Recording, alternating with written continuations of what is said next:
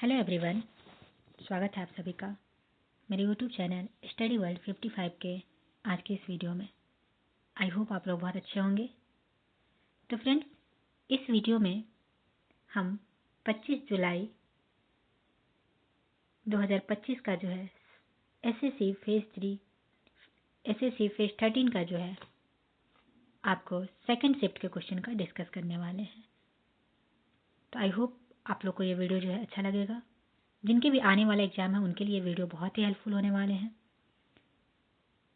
तो चलिए स्टार्ट करते हैं। क्या क्वेश्चन पूछा गया था? तो क्वेश्चन पूछा था, under what circumstances can the president be impeached? राष्ट्रपति पर महाभियोग किस परिस्थिति में लगाया जा सकता है? तो भारत के राष्ट्रपति पर महाभियोग जो है जिसे संविधान के उल्लंघन के आधार पर लगाया जा सकता है। जब संविधान का उल्लंघन करे, इस आधार पर जो है राष्ट्रपति पर महाभियोग लगाया जा सकता है।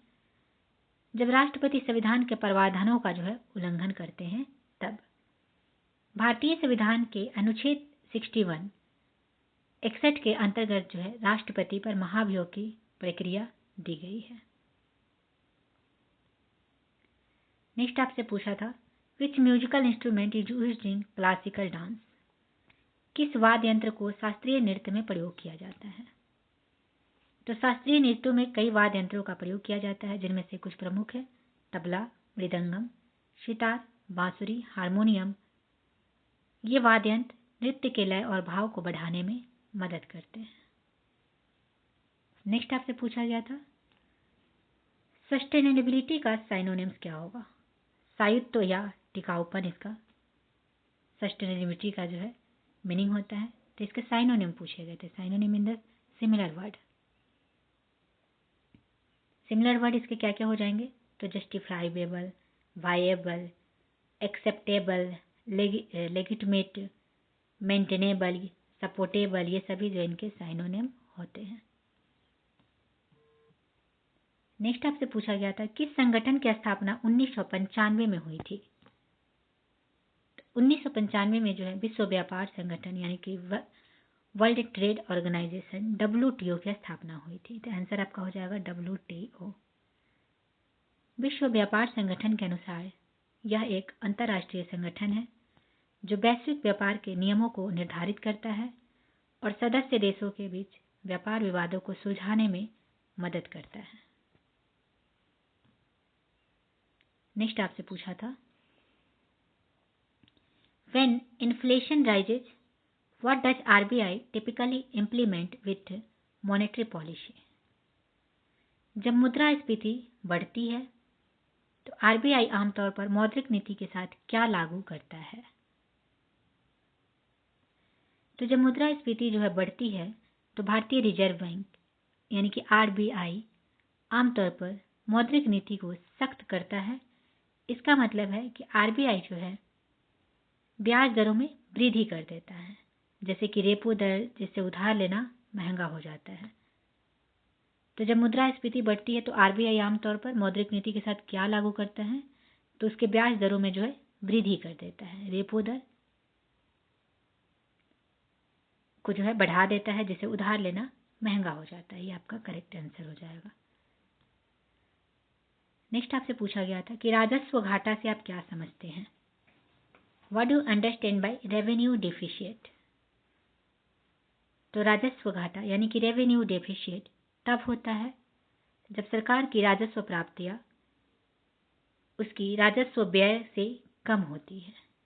यानी सरकार अपनी आमदनी जो है टैक्स और अन्य स्रोत से, तो सरकार अपनी आमदनी से अपनी रोजमर्रा के खर्चे जो है पूरी नहीं कर पाती है। तो रेवेन्यू डेफिसिट से आप क्या समझते हैं? तो जब सरकार की राजस्व प्राप्तियां उसकी राजस्व व्यय से जो है कम हो जाती है, उसे रेवेन्यू डेफिसिट कहते हैं। नेक्स्ट आपसे पूछा गया था, which financial scheme is beneficial to farmers? कौन सी वित्तीय योजना किसानों के लिए फायदेमंद है? तो किसानों के लिए जो है कई वित्तीय योजनाएं हैं, जिनमें से कुछ प्रमुख है प्रधानमंत्री किसान सम्मान निधि यानी कि PM किसान योजना, प्रधानमंत्री फसल बीमा योजना, ब्याज सहायता योजना। ये योजनाएं किसानों को वित्तीय सहायता, फसल बीमा और ऋण सहायता प्रदान करती है। प्रधानमंत्री किसान सम्मान निधि योजना, यह योजना छोटे और सीमांत किसानों को वित्तीय सहायता प्रदान करती है, जिसमें हर साल 6,000 रुपए की जो है सालाना उन्हें मिलती है, मतलब 2,000 रुपए की 3 किस्तों में दी जाती है। बिम्स्टेक की स्थापना कब हुई थी? बिम्स्टेक की स्थापना कब हुई थी? तो 6 जून 1997 को। तो जिन्होंने 6 जून 1997 किया होगा उनके बिल्कुल करेक्ट आंसर हो जाएंगे। बिम्स्टेक का जो है फुल फॉर्म है Bangladesh, India, Sri Lanka, Thailand economic cooperation. Bay of Bengal, इसमें इंडिया है। तो वर्तमान नाम कब अपनाया गया? तो 2004 में जो है बिम्स्टेक नाम अपनाया गया। इसका मुख्यालय क्या है? तो ढाका, बांग्लादेश। इसमें 7 सदस्य देश है, बांग्लादेश, भारत, म्यांमार, श्रीलंका, थाईलैंड, नेपाल और भूटान। नेक्स्ट क्वेश्चन पूछा था कि what type of buildings were built in the architecture of the Mughal period.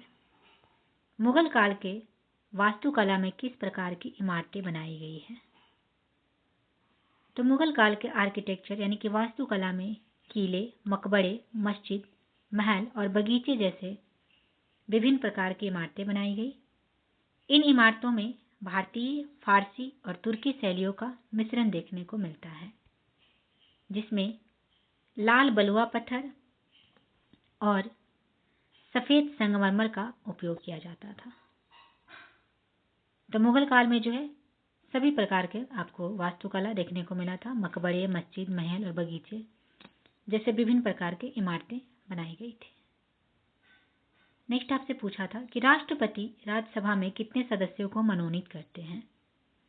How many members are nominated by the president in the Rajya Sabha? तो आर्टिकल 80 अनुच्छेद 80 के अनुसार जो है राष्ट्रपति साहित्य, विज्ञान, कला और सामाजिक सेवा के क्षेत्र में विशेष उपलब्धि वाले 12 व्यक्तियों को राज्यसभा में नामित करते हैं। तो राष्ट्रपति राज्यसभा में कितने सदस्यों को मनोनीत करते हैं? आंसर हो जाएगा 12।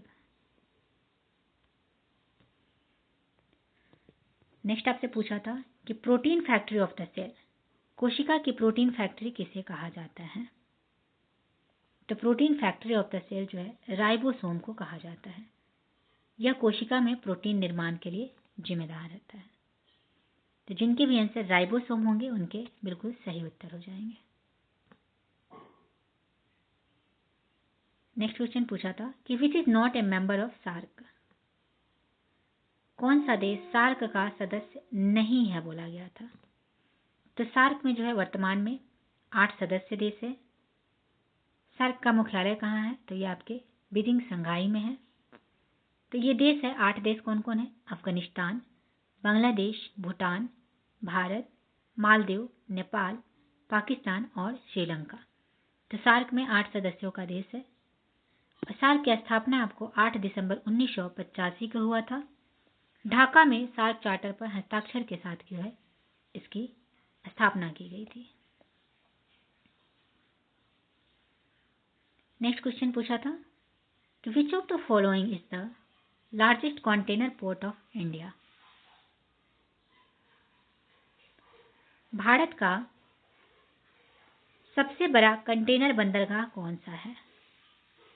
तो भारत का सबसे बड़ा कंटेनर बंदरगाह है जवाहरलाल नेहरू पोर्ट, जिसे आमतौर पर नवा शिवा पोर्ट कहा जाता है। और ये कहाँ है? तो ये आपके नवी मुंबई, महाराष्ट्र में है। इसकी स्थापना कब हुई थी? तो 26 मई 1989 को। तो आंसर आपका हो जाएगा Jawaharlal Nehru port. Next question है निम्नलिखित में से कौन सी पुस्तक दक्षिण भारत के इतिहास चालुक्य से चोल तक की विस्तार से प्रस्तुत करती है? और 2023 में Tata literature live book of the year पुरस्कार दिया गया है। तो आंसर हो जाएगा लॉर्ड्स ऑफ द डेक्कन। ये पुस्तक का नाम है लॉर्ड्स ऑफ द डेक्कन, जो अनिरुद्ध कनिशेट्टी के द्वारा लिखी गई है। तो 2023 में Tata literature live book of the year पुरस्कार इन्हें जो है दिया गया। यह पुरस्कार टाटा लिटरेचर लाइव फेस्टिवल के तहत दिया गया। तो उस पुस्तक का क्या नाम है जिसे पुरस्कार दिया गया? तो लॉर्ड्स ऑफ द डेक्कन, जो कि आपके अनिरुद्ध कनी शेट्टी के द्वारा लिखा गया। Next question is, which section of Rigveda is completely dedicated to the god Soma? Rigveda का कौन सा मंडल पूर्णतः सोम देवता को समर्पित है? तो ऋग्वेद का 9वां मंडल, कौन सा? 9वां मंडल पूर्णतः सोम देवता को समर्पित है। इसे सोम मंडल भी कहा जाता है। इस मंडल में 114 सूक्त है। गायत्री मंत्र की व्याख्या ऋग्वेद के 3रे मंडल में की गई है। तो सोम देवता के समर्पित जो है कौन सा है मंडल है? तो आंसर हो जाएगा 9वां मंडल। तो 9वां जिनके भी होंगे उनके करेक्ट आंसर हो जाएंगे। तो ये रहे आज के जो है 25 जुलाई सेकंड शिफ्ट के क्वेश्चंस। तो आई होप आप लोग को अच्छा लगा होगा। तो चलिए मिलते हैं नेक्स्ट वीडियो में। Thank you very much.